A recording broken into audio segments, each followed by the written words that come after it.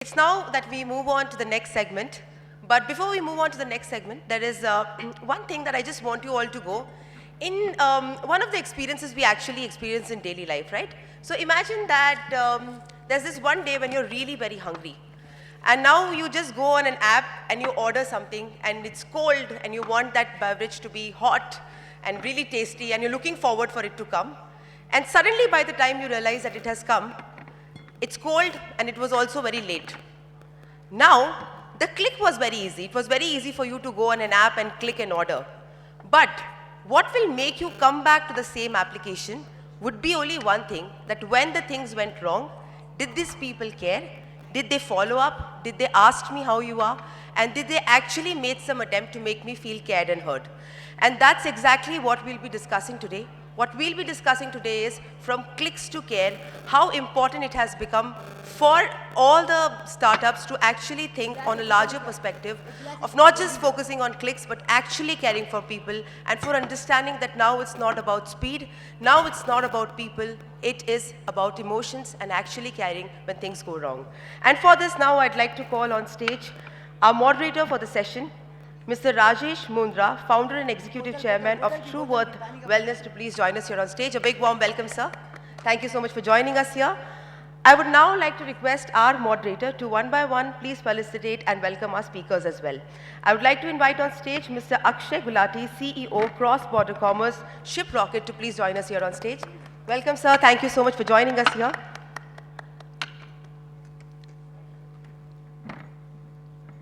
Welcome. I would now like to invite Mr. Prashant Tandon, entrepreneur and founder of Tata 1MG, to please join us here on stage. A little more energy, a little more of you just letting them know that you are excited to listen to the session, because I know you all are, but it's just that we sometimes just forget because we're so mesmerized seeing these people here. So thank you so much once again for the speakers, and I'll now hand over the stage to the moderator. Good morning, everyone. I think it's a pleasure to be moderating this conversation at the TGS, and I think today you have got some two very accomplished founders who have created unicorns in the India, and it's really very good pleasure to understand the insights, So generally, as the anchor was also telling, we all interact with consumer platforms very frequently, all the platforms, but very few are able to earn the trust. That's very, very important, and this session is about that shift only. How do you move from clicks and transactions to real responsibility and the real care?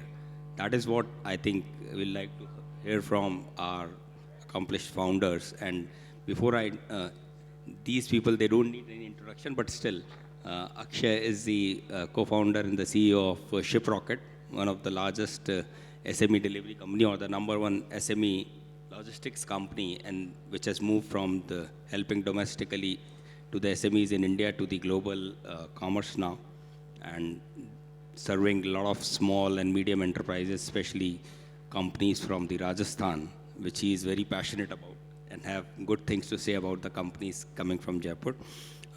Prashant, of course, needs no introduction as well. He has been one of the pioneers into the mobile healthcare systems, the first ones to bring the entire pharmacy and the wellness store onto the internet platforms. Beginning his journey from the health cart and then moving to the pharmacy and now getting into the diagnostics and the clinical care, and I think this has accomplished a lot and created the largest mHealth platform in India. So Akshay and Prashant, I think you both have built platforms that have earned significant consumer trust. So, when you hear this phrase from clicks to care, what does it mean to you as a founder? So I'll start with that, and I think when I hear that phrase, the first thing it means is that, as a B2B company, it's very easy for platforms like Shiprocket, to not take ownership of issues when they happen, when our customers face challenges. We're in a business, we're a tech platform, but focusing on logistics. And eventually our customers are judging us every day. Every delivery is an opportunity where a customer is going to be either happy or unhappy. And that customer could be the end customer in any city receiving a parcel or the seller shipping the parcel.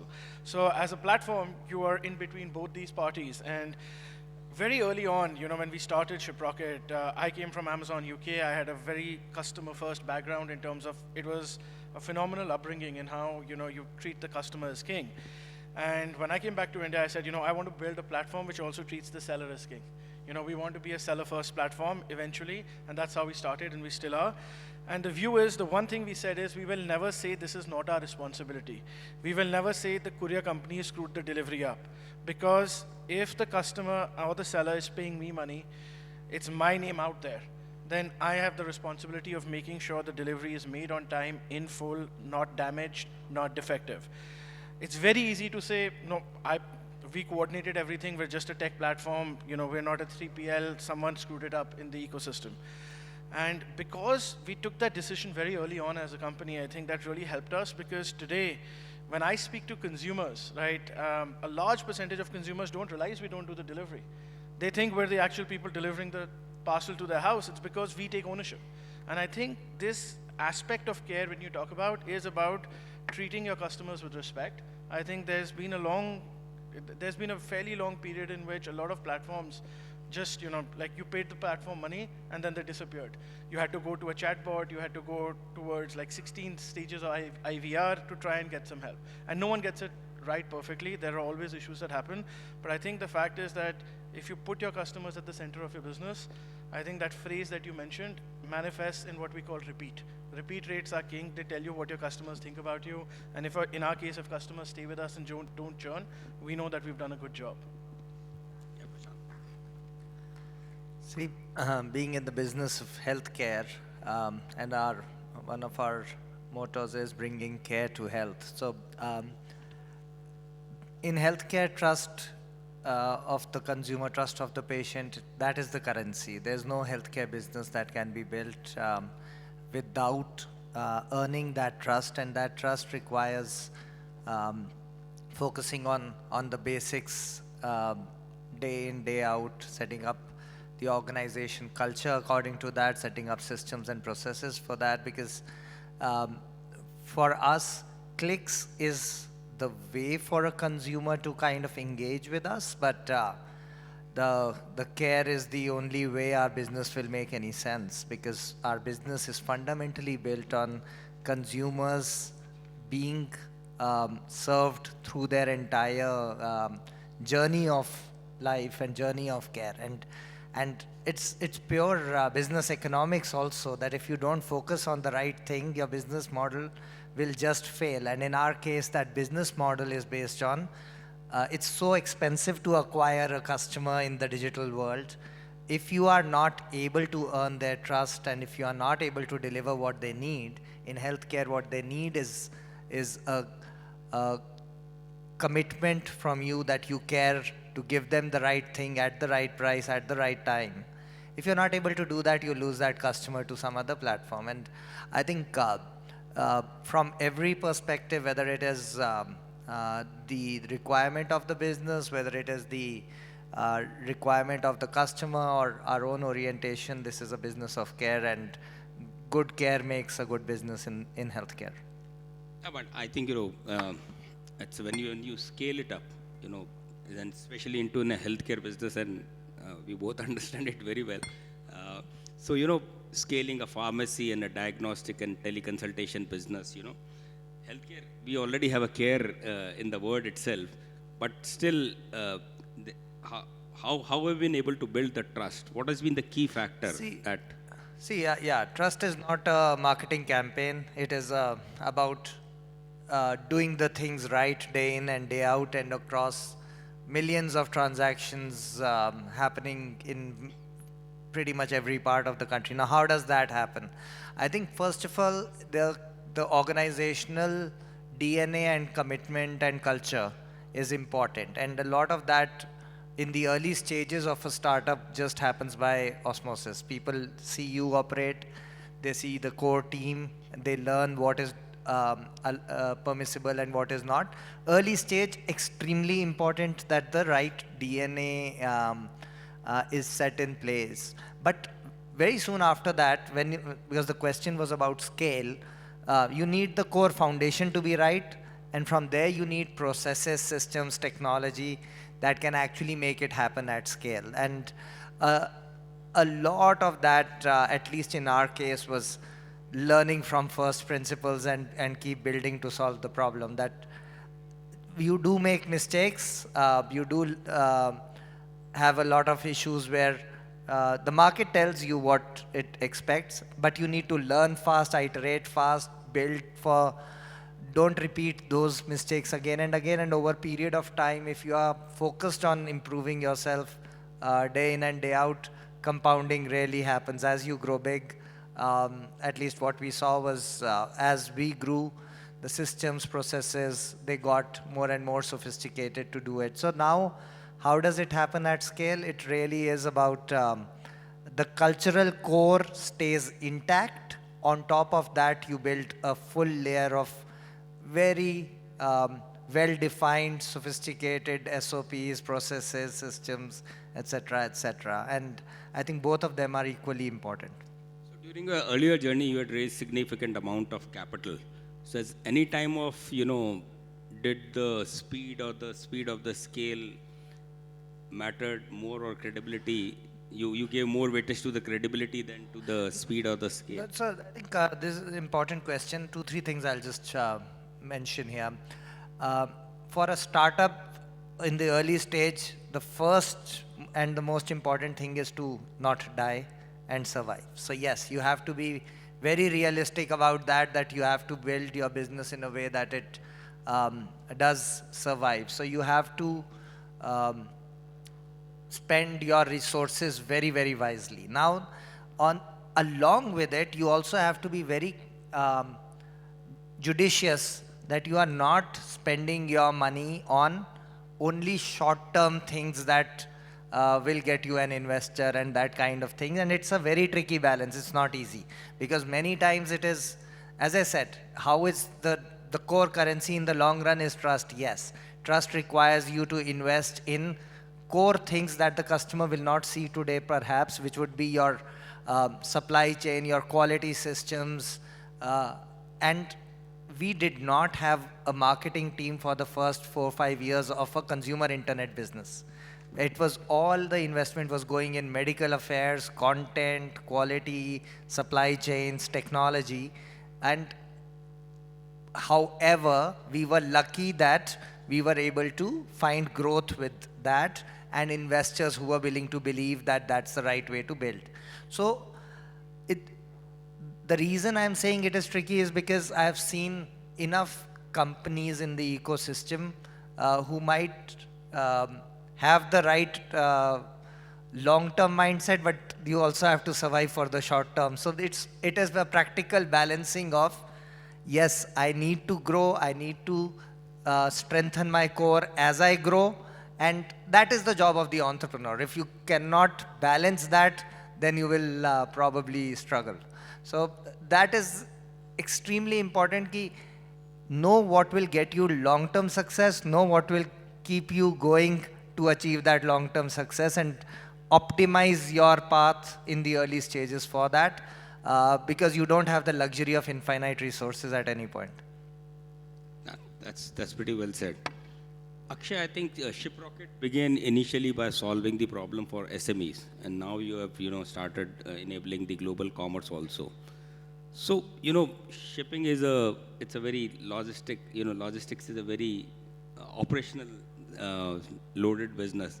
So how you were able to scale it and at the same time earn the trust of your customers or the consumer? Absolutely, and I think the cross-border business, which is what I run at Shiprocket, is probably the first time we got involved in heavy ops at the back end. And the biggest reason is we saw white space in the market. There you have the express players like DHL and FedEx, you have the postal networks like India Post, and we work with all of them. We work with the express as well as the post. But when we looked at, for example, China and the way they've grown cross-border commerce, logistics players played a very important role in it. The 4PL players like 4PX, SF Express, they created a cost-effective and reliable shipping method, which was really missing in India.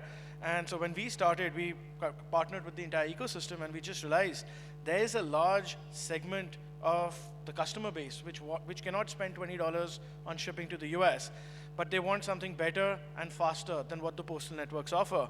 And it was the first time we got into operations on a daily basis. We set up a hub at Delhi airport. My first office outside of Delhi was actually in Jaipur, which was a sales office. So that's why I never forget the city, because I had an internal battle to fight, because my co-founder said, we're a single office company, we want all people here, we have salespeople all over, but why do you need an office here? And the answer was that when I come here, the sellers that I meet, they're smart sellers, they want to see that I'm committed to the market, that I'm not going to come here, promise them the world, and then disappear 6 months later. And opening an office and having a physical space is a way to show trust. And I think what we had to learn is how do we go from a tech business, which is a very, tech is also ops heavy, but very different in terms of the ops that you build, right? Most of our ops were customer service ops that we were doing, and then we had a huge tech team which was building the platform and the solution. Here, we were actually, when we think about cross-border commerce, we were not working with one 3PL like a Delivery, a Blue Dart, or a Shadowfax. Mohit, I really respect the founders a lot. They've created a lot of innovative solutions with us, one of the few founders who've been open to do it. And here we had to now talk about freight forwarders, people sitting in an area called Mahipalpur in India, who don't know tech, they don't understand tech, but they understand their business really well. And we worked and we created a solution which took their operational knowledge, our tech savviness, and created what we called a virtual courier network. So again, Shiprocket X, when you think about it, we are the courier for the people, right? People don't realize that there are 5 or 6 handovers of the parcel between different players. There's a different company taking the parcel from Jaipur to Delhi. It comes to my warehouse. I make sure that everything is kosher, that's nothing illegal going through, nothing restricted going through. I have to do that because cross-border is a space which is highly regulated. You can't take the risk. And then we hand it over to our customs clearance partner, then we hand it over to the airline, customs clearance in destination country, and then the last mile, whether it's a FedEx or a USPS or a Royal Mail. So we took the knowledge from the ecosystem, and we're very proud of it. We don't, like today when I go and sit with the logistics experts in the cross-border business, I probably still after 3 years know 10% of what they know. You have to be open and humble that there's an ecosystem which has the knowledge.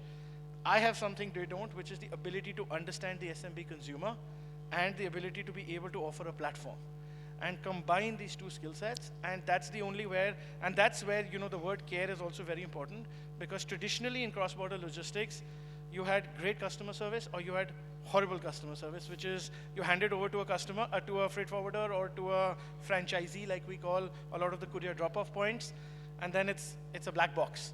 You only know when your customer gets it 15 days later, and if they don't get it 15 days later, it's one phone after the other, and unfortunately your franchisee doesn't have that information either. So we're very proud that we've created a network where our franchisee, we're opening our our third franchisee now, but in Jaipur, in Sansar Chandra Road. I was there all day yesterday, we're just doing the branding. My franchisee will have tech available so that when someone calls and says, where's my parcel, he can answer the question. Not say, I will call this person and then we will get back to you. So for me, the word, trust is built by that, not saying we will get back to you, but giving a solution, the best possible solution right then and there. And I think that's where the operations heavy, the challenge we mitigated is by taking the knowledge of the ecosystem and taking our partners along. So just a quick question, when you are scaling such an operationally complex, what broke first, the technology or the process, or you had to break the mindset? So I'll be very honest with you, and the business broke. This business was, we used to have a professional head who used to run it. I run Shiprocket X, but I was running our businesses primarily in Saudi and Dubai, and then we had the cross-border business. All three used to report to me. And I got a call, I think in August 23, from my CEO saying, the board is saying, shut this down or come back. And the reason is we had a single partnership with one partner, and their processes were broke. But the trust that broke off the seller was Shiprocket, because they didn't care that, we had this one partner in Delhi whose operation suddenly shut down. They cared that we gave you the parcel, we gave you the money. So literally, the structure of the business, I learned this business in the fire, because I literally came back overnight from Dubai, took on this business, worked with the gentleman who was running it, we turned it around, and that's how we became ops heavy, because initially the strategy was wrong. We took a tech approach to this business without controlling the operations or without understanding the ops. And honestly, it doesn't work, because then I have to make stupid excuses to customers saying, my partner's warehouse is shut, what can I do? And honestly, I don't like doing that. So, Prashant, I think for the benefits of the entrepreneurs, the first transactions or having so many clicks, but at what level you define a success, and at what point you believe that, what are the signals that you can say, okay, fine, I'm able to deliver the real care, or some real care is being delivered? So I think there's no one final definition of success. It's all milestones that you define that you are moving in the right direction and keep moving. But from a customer perspective, what we would feel is success is if we can actually meaningfully impact the health outcomes and longevity of the person. And that's where healthcare is moving. Healthcare historically has been actually just fixing after health has already broken. So, and I think from there, curative care, we need to actually move into healthcare. And healthcare is keeping people healthier over a longer period of time. So, and that is becoming more and more real with data sciences, AI, a lot more context, real-time information through wearables. So all of this information is now flowing in about a person's condition, and add to that the layer that you get through their diagnostics and genomics and all other kind of indicators.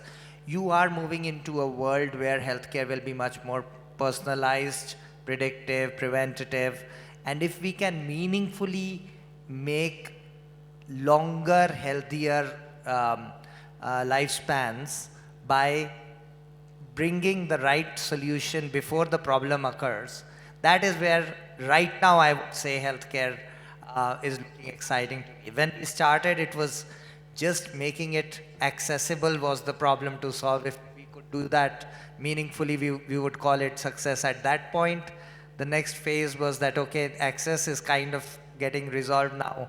Authenticity became the next milestone, that how do we make it 100% authentic and high quality. And I think we've done decent job on access, affordability, authenticity. But now the next milestone, as I said, what you define as success, it's a moving target. You keep finding that, okay, this reached this milestone, now what next? Today, what next is outcomes and longevity. And that is, I think, the holy grail right now that we are chasing, and most of the world in digital healthcare is trying to go after. So, Akshay, I think, how do you, as in when you are creating such a large platform, at what point do you think that your customers have started trusting you and they are not just using you out of sheer maybe a geographical positioning or not just, demand and supply case, where customers are willing to pay you premium? What are those points, signals? So I think, Rajesh, is very simple, right? It's, I've learned over time, there are only two metrics that really define customer satisfaction. You can measure it in many ways. The first is the repeat rate, or how long customers stay with you. In my case, it's about measuring churn of customers. And churn is not just about a customer leaving the platform. Churn is about a customer going in and out of the platform also when they have an alternative, like you said, right? So for me, customers who stay with me, even when they have cheaper alternatives available, teacher tells me those customers trust me, because there's a reason they're willing to pay me a premium versus what's out there in the market. So that customer churn, in terms of managing the metrics and the health of the seller, is what's really, really important for me. Number two is more qualitative. It's the reason I come to events like this and I do customer meetups like I did yesterday in Jaipur, is first-hand information from what customers tell you, because trust me, SMBs don't hold back, right? I probably fielded 4 calls yesterday from people while I was at this event, and forwarding WhatsApp to people, and because something goes wrong, we're in a customer-first business. We took the decision to build Shiprocket as a customer brand. We had no right to be a customer brand. We're a B2B company. We took that call. So now we have to deal with that. And tomorrow, unfortunately, you know, being a founder, if I ignore what customers send me, that will distill down to my team, right? The team will say, "Hey, he doesn't respond to customers," right? Then why that culture is always top down. And I think it's important. So I think the quantitative feedback you get by how long customers stay with you, whether they're willing to pay you a fair price, even when others, you know, might come and offer cheaper prices. Like so many times I meet SMBs in Jaipur and they say, we're looking for the new VC funded company here because they pour all their money into selling at a loss. And then 9 months later, they raise their prices. And then I wait to see. A lot of those customers come back to me, right? Because while we are also VC funded, our view of the business is very, very different, right? We want to be able to create value for our customers, but we also want to capture value, right? And that is a term that one of my investors taught me very early on in my life, that it's great to say create value, create value, create value. But if someone is not paying you a single penny for what you're creating, maybe that value is in your head, not out there in reality. So I think these are things which are really important, and I think there's no substitute for customer-first interactions. You put yourself in front of 10 customers, see what they say about you. I think you get a good idea of whether you've created trust or not. That's very well said. I think, you know, that's very important for any large scalable business, or when we are touching millions of consumers and the other things. It's very important to really hear what the customer has to say. Even at the first point, even we as the CEOs also, you know, we generally look at the customer support calls and the emails that you always get. And I think that's the best insight you get, rather than even your CEO or COO will give it to you. So I think, which is one metric that you still track, Prashant?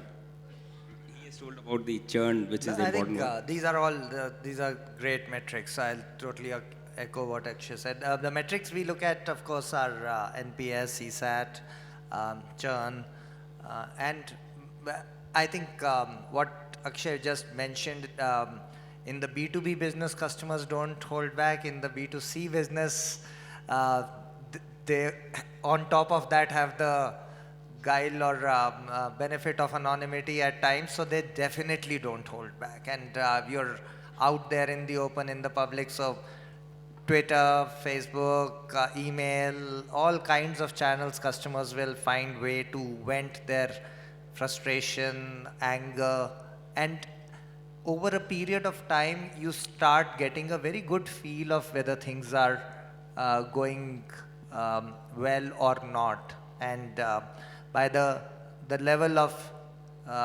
noise that you hear in the ecosystem, it gives you a good sense. And I think one thing that is extremely important to us as a company is all the senior folks in the company have to spend at least one day every 6 months just listening to customer, just sitting in the customer service professionals' shoes and listening to customer complaints. And that's when you realize how much pain we cause to a lot of people for things that are basic, that we should be able to fix. And every time the teams go through that process, they learn so much that did not realize that this was also an issue, and if the moment they realize, they fix it. It's, I think, important that we keep our ears to the ground, we spend our time with our customers as much as we can, and we certainly look at the basic metrics of NPS, churn, CSAT, and how they are trending over a period of time. Yeah, I fully agree. Even you know, whether it comes to the B2B customers also, I think B2B has a more risk. I think you have to build more trust, because it can have a significant impact on your revenues also suddenly. So equally B2B or B2C, the trust factor and the customer trust is very, very important. So I think we'll just move to some quick one-line questions, you know, just to each one of you. Any decision that maybe you compromised in the short run that hurt your short-term growth but gave you a long-term trust? I think one of the things that I think what we decided to do, when I told you this example, right, when we first launched our cross-border business, and our operations within the first 3 months unfortunately blew up and shut down. I think we took the conscious decision to shut down operations for 3 months. I think this was October, November, December, which is peak period for cross-border customers. And you have a team of about 70 people, you're paying salaries, right? You've spent a lot of money on acquiring customers through digital marketing, and you're essentially telling them, go use somebody else. And I think that was a very tough decision because we had spent in a lot of money to bring the business to that point, even in the first 3 months. But we took it because we realized that if we were not going to be able to deliver, for example, in peak period during the holiday season, and it was better to not to take that initial hit rather than say, you know what, we will wing it along and we'll find daily solutions and patch this up, because there was no patchwork. We had to rebuild the car, essentially. The car had broken down and we had to rebuild the engine. And I think it was a tough decision in the short term. I think I got a lot of flack, especially from my investors at the time.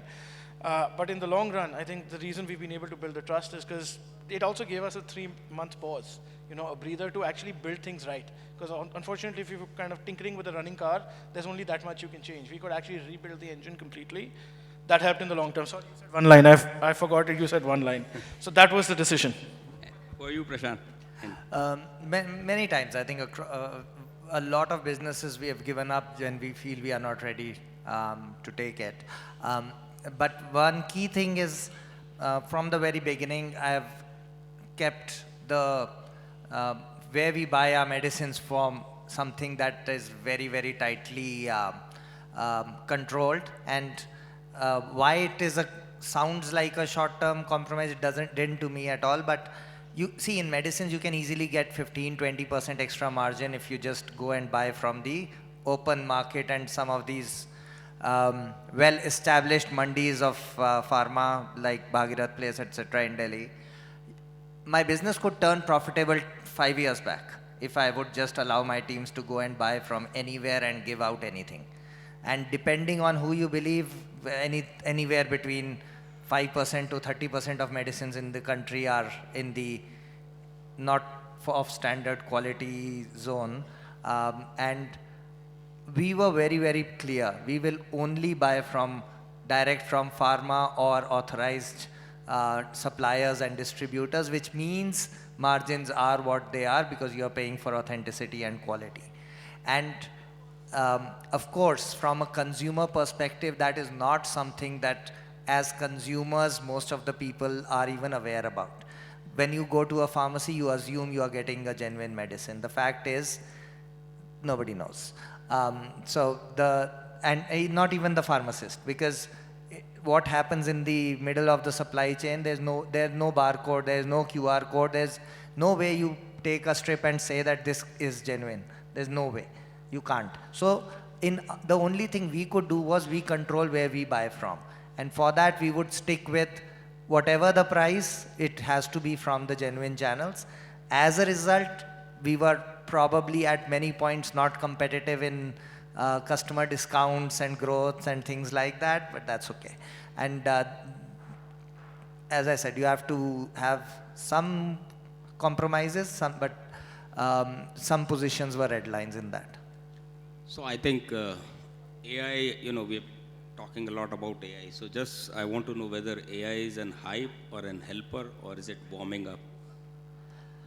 I think it's a big, for us, it's going to be a very, very big impact. We've actually been active in AI for now almost 7 years. We have been working on our own models. We've published research papers. So it's not just talking about it. We work with academic institutions, IIT Delhi being the closest collaborator for us. So, and AI is working on, is there hype? Of course there is a lot of it.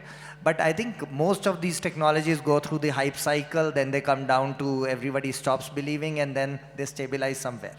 And it has reached the point where you can believe it is stabilizing. But in healthcare, 2 big dimensions of AI we are working on. Number one is, as I mentioned, predictive, preventive, personalized healthcare.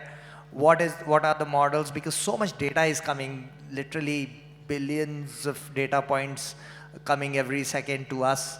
How do we make sense of that? So that is one level of AI work. The other level of AI work is actually just process efficiency and automation, which is becoming more and more sophisticated as the LLMs are becoming better, whether it's in your customer service, category management, quality checks, internal audits.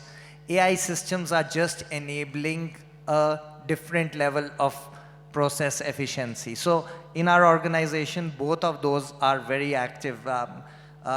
Tech QA today, more than 35%, 40% of our code review is done by our own in-house developed AI platform. So we are seeing meaningful bottom line impact already. So that efficiency work is, it straight away is giving us bottom line benefit, and then we are investing money to do research in AI for the next level of healthcare work. So to me, AI is, despite the hype, despite the noise, it is still fundamentally core of healthcare of the future.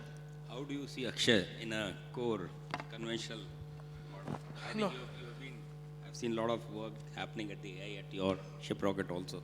Absolutely, and I think when I talk about it from a business perspective, which is the way I look at it, right? I'm not a techie, but obviously everyone has seen as consumers how it's changed our world, right?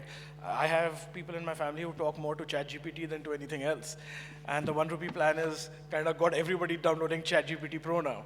But from a business perspective, it's very tangible things that I'll say. For example, for me, customer acquisition in South India used to be a problem because getting native speakers in Delhi was always a challenge, and we tried to keep a tight control over it. With using AI today, all my lead qualification is done through AI. And the quality of the models is really good. Being able to communicate with customers in regional languages is a big boost for me. And I'm able to do that. I'm able to now even cater to my customers in the Middle East from India. Whereas earlier I always used to need to have people there because, again, dialect, accents, etc. So we found it change. For example, our customer acquisition processes have completely changed. Right? My operating leverage in terms of the teams that I need to build has gone down by almost 3-4x. And it's great because the teams that are being built now are doing more of the high quality work of being able to convert those customers and service those customers. Basic queries like where is my package, all of that stuff is all being handled by AI. We've seen volumes into our customer service center go down massively because honestly, customers don't want to call. They prefer to get an answer right then and there, but just give it to them in the format that they want and be able to understand what they want. So it's actually changed, like Prashant said, it's impacting the bottom line. And now the work that Shiprocket is doing, and this is work that my co-founder is leading, is more around how do we develop AI not just for logistics, but AI for India. So there's a stream within Shiprocket because we truly believe that it is the future of a lot of companies, and we want to have our own view of how we take e-commerce and make it smarter using AI. So coming to the final question, Prashant, you have talked about it, but say 5 years down the line, what is it that you feel that we spend so much into the consumer platform that consumer will expect that, okay, this has to be there, something which is default, which we find today exceptional, or we don't really think that this is the issue right now. But what is it that you feel that 5 years that customer will definitely seek from you? I think 5 years from now, it should be very straightforward that if I open my 1mg, it shows me what is relevant for me to manage my health right now, and not general information and general stuff. So very tailored personalization. So customers will expect deep personalization on this is what I need, this is how I want to consume it, this is how I want it to be delivered to me. And the organizations and the ecosystem around has to figure out how to make it happen in that context for that individual. So I think that would become almost the basic customer requirement in every space.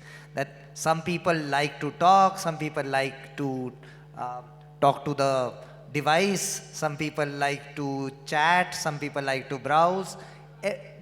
The systems will need to modify themselves based on understanding of this is what this person needs, and I'm going to tailor myself according to that.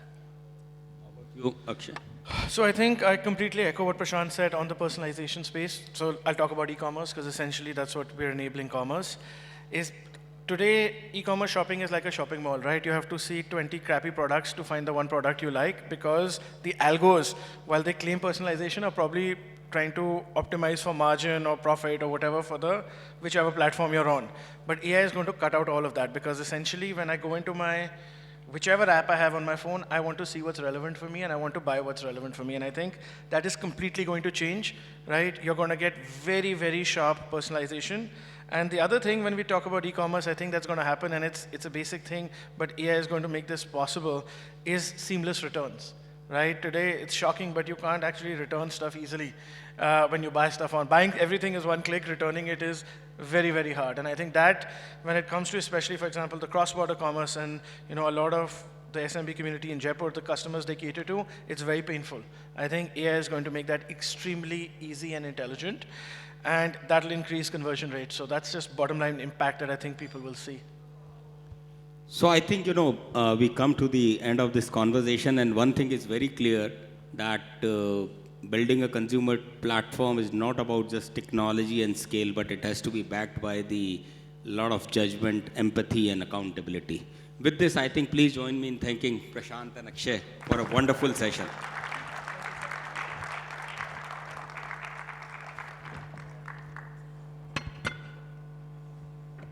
Thank you so much, sir. I'll request you all to please stay back, and I'll request the moderator to felicitate our speakers as well. So honestly, a very interesting session, and I'm sure that now everybody understands that what's the power of click and a bigger power of care. So everybody, let's have a huge round of applause. I'm sure that each and every conversation here must have given you a way more deeper insight of how we need to think, especially when it comes to caring for the people we are creating. So thank you once again. And a big thanks to our moderator as well. I think that asking the right question at the right time plays a very important role to making things come together. Thank you so much once again. Thank you, sir. All right, so it's now time that we move on to the next session. And the next session is also a very interesting one. I think that I'm sure that a few years back, if somebody wanted to become a content creator,